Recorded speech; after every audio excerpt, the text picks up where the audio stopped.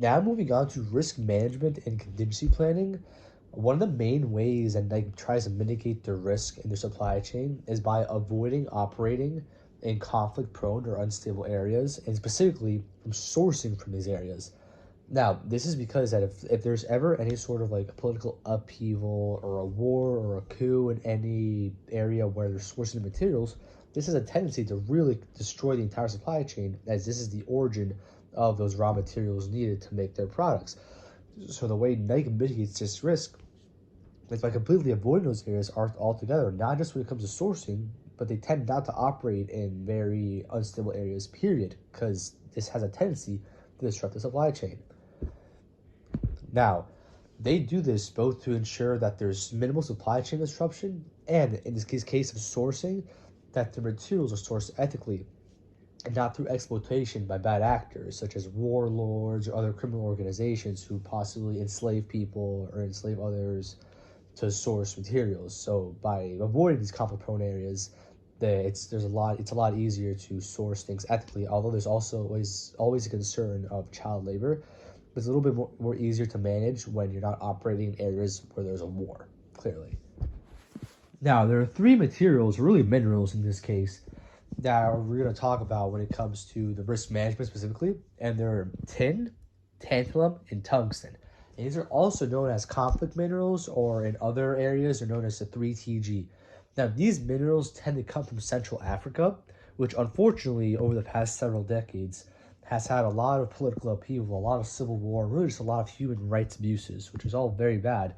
And this makes it pretty tough for anyone who wants to get these materials to get them in an ethical way or in a way that minimizes supply chain disruption, considering these areas all have a lot of war and really just a lot of disruption in general in their economies. Now, what Nike does is that they try to use as little of these 3TG conflict materials as possible. Now, their products have very, very, very little of this 3TG. I'd say that probably there's like a few shoes that maybe have a little bit of these minerals, a few of their shoes, but for the most part, like their products, like their clothing, anything that's really not a shoe, does not use these materials for these purposes. There was this report by Nike where they looked over like where the materials came from, and they were talking about the 3TG, the conflict minerals, and they say that the amount of 3TG that they use is very negligible. And the SEC, are in the Economic Oversight Organization here in the United States, they said that Nike was telling the truth in that case, and that they used very little 3TG. It was very negligible. They still have to understand that the little 3TG they do use needs to come from an ethical way, but because they use so little, they really don't have to worry about supply chain disruptions or the ethical getting of this 3TG as other companies who use more of these materials, such as like technology companies. Now, moving on to a discussion more about contingency planning.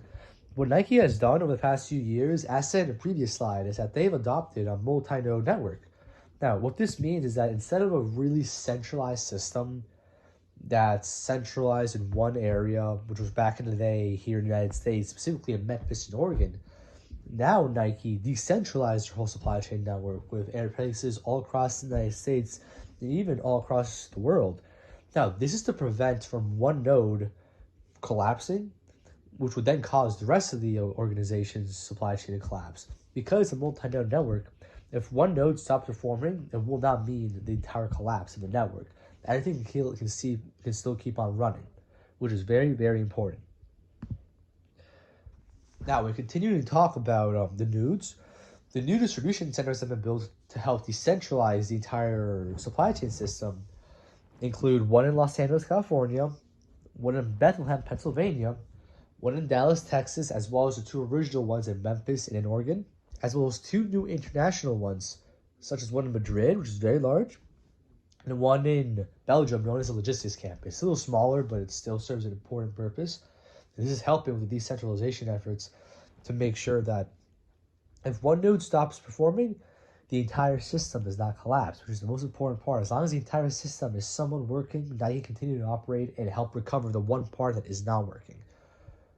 Now, when talking about, once again, ethical sourcing and things of that matter, Nike takes a proactive approach to minimize disruption caused by geopolitical instability or any sort of ethical concerns. This is again done by sourcing and operating in stable areas and avoiding unstable regions altogether.